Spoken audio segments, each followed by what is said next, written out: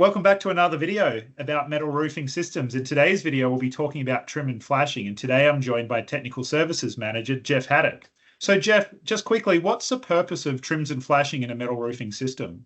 Trims and flashings are generally there to cover up all terminations and transitions in the metal roof panel. Any break in that metal roof panel, you're going to need to counter flash that, cover it, and prevent leakage into the system. We also utilize flashings for, like I said, when transitions and the roof shapes change, right? So we're breaking from one roof plane to another roof plane where it may necessitate a valley or a hip or some other type of flashing. Flashings are also designed for internal considerations as well when we're dealing with waterproofing means where you may not necessarily see the flashing behind the panel, and it's used as a water seepage prevention measure to prevent leakage into the roof system itself. But primarily, the flashings are used for terminations of panels, panel ends, transitions, and things of that nature. So I know there's a lot of complexity with trims and flashing. There's so many to order from and different types. What are some of the key considerations when, speccing out or ordering a metal roofing job to take into account with trim and flashing? This is one topic that is near and dear to my heart. So, as manufacturers, all of us, and I don't care whose website you go to, we all have generic detail installation guides, right? Some of those installation guides may have part numbers, they may have predetermined size of these flashings. And one big thing I talk to when I'm dealing with installers and designers is focus on the concept of the detail. Don't pay attention to things dimensionally that a manufacturer may have or may not have put on there. Now, there are some critical dimensions on certain flashings, but for the most part, if it's going to be in an exposed application, you really want to make sure that that flashing is going to be fit for purpose. And what I mean by that is that it's going to cover what you need it to cover. Now, I may have a trim on my website, let's say for a gable condition, and my trim may show that it's 4 inches tall, right? Well, what if your gable edge has an 8-inch exposed area that needs to be covered up? Ordering out of my catalog isn't going to do you any good because now your flashing is too small to utilize. So one of the big keys, like I said, is the concept of how the detail goes together, the parts and pieces. That's the main key point to pay attention to. Don't get hung up in sizes that are provided within some of these details. Sizes can be adjusted. Most manufacturers worth their salt have the ability to fabricate flashings in a custom nature, meaning we can take that piece of trim and we can fabricate it to whatever size it's needed to fit the site-specific application. So, like I said, don't get hung up too critically on what the dimensions are that manufacturers are calling out, because you really want to make sure you're doing field measurements and utilizing the concept of the detail, not what the manufacturer just says, oh, I'm going to order this out of a catalog. Never a good idea to order directly out of a catalog. Yeah, right. So getting it custom to the project consideration. So outside of that, are there some other kind of common issues or problems that you see with trims and flashings when you're on a job site? One big thing is making sure that obviously they're attached properly. You want to make sure that they're sealed properly. We do have a lot of sealing instructions for properly sealing at the overlaps, making sure that you have a proper overlap on the flashings. Generally, a good overlap at a flashing condition is 3 inch on center. We want to make sure, if it can be avoided, that we want to make sure flashing laps are facing away from prevailing winds or prevailing weather so that you don't have things blowing into lap conditions.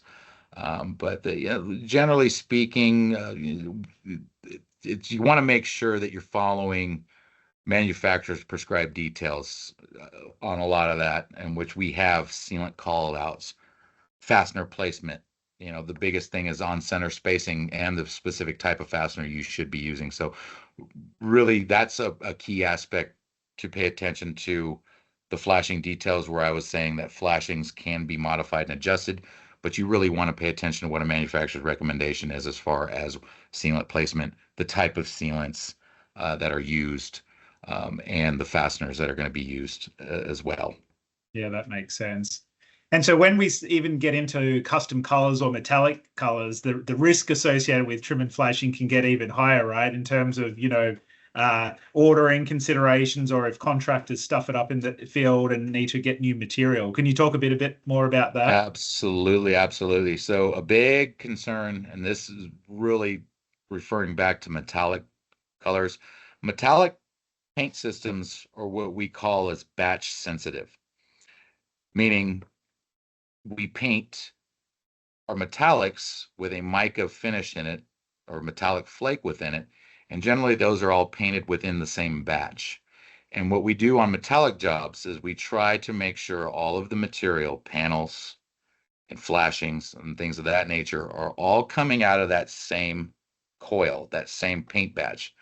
Because if you start to take, let's say you started the job with one paint batch of metallic color, and then for whatever reason you damage some material or should need something replaced, if you end up having to pull material from a different paint batch, a metallic that was different, the metallic flake within that paint batch could be laying slightly different and will reflect differently.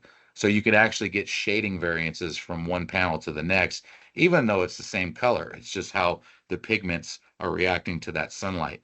So while with a metallic, yeah, you have the same color, technically speaking, but because of the way that the paint's applied, you could get a completely different color look or shading variance based off of the angle of the sun that is hitting it. And it can really take away from the overall look and aesthetic of a project. So given that fact, did you have a bit of a rule of thumb of how much extra you should order, or, account for in Yeah, projects like that? estimators are really good about this. Usually you want to make sure you're accounting for a 5 to 10% overage on material just to account for any unforeseen issues. That might get some pushback on that 10% being a little high. I know with waste being at the forefront of a lot of estimators and project managers' minds, you want to keep that waste at a minimum so that you're not throwing good prime product out and basically wasting good money that you've spent on it.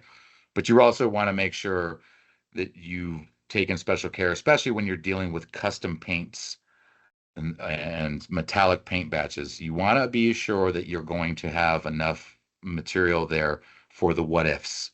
What if, you've got damage, things occur on these job sites all the time, and you want to make sure that you've got the proper amount of material there to, possibly account for these unknown situations or events. And just on the topic of, reducing waste and scrap and things like that, are there any other tips that you have for contractors when handling trim and flashing to avoid, damage in the field, because they're a little bit more, fragile compared to panel systems and things like that? Well, it just comes down to handling, really. I mean, you just got to handle it carefully. A lot of flashings don't have the structural rigidity that a panel does. And if you're just walking around flimsy flamsy doing it, and if you bent the panel, and once you put a crease in steel, you're not going to get that crease back out. So you just want to handle them carefully, and knowing that this is a finished product, right? This isn't drywall that you're going to cover up with a texture and then repaint over it, right? Or that you can patch and things like that. Metal is a finished good. It's going on. The owner is expecting a very aesthetically pleasing roof, chosen selected colors. You just want to make sure you're handling the flashings with care when you're applying them. Oh, fantastic. All right. Thanks, Jeff.